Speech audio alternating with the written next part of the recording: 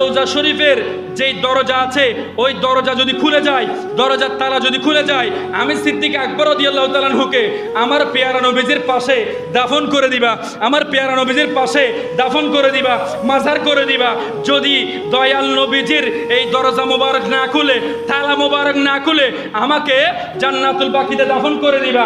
এই কথা বলার পরে সবাই যখন সিদ্দিক আকবরের লাশ মোবারক নিয়ে দয়াল নবীজির ওই রওজা মোবারকের সামনে নিয়ে রাখলো, রাখার পরে বলা হচ্ছে সিদ্দিক আকবর রাদিয়াল্লাহু তাআলা আনহু এসেছে, তিনাকে এখানে দাফন করার জন্য চাচ্ছি। এই কথা বলার পরে নবীজির রওজা শরীফ থেকে তালা মোবারক খুলে গেল। সুবহানাল্লাহ। তালা মোবারক খোলার পরে দরজা হঠাৎ করে এরকম করে দরজা খুলে গেল। খুলে যাওয়ার পরে ভিতর থেকে গায়েবী আওয়াজ আসতে লাগলো, গায়েবী আওয়াজ আসতে লাগলো, অদৃশ্য থেকে আওয়াজ আসতে লাগলো, বন্ধুকে বন্ধুর সাথে দিয়ে দাও, বন্ধুকে বন্ধুর সাথে দিয়ে দাও। বড় করে বলেন না সুবহানাল্লাহ।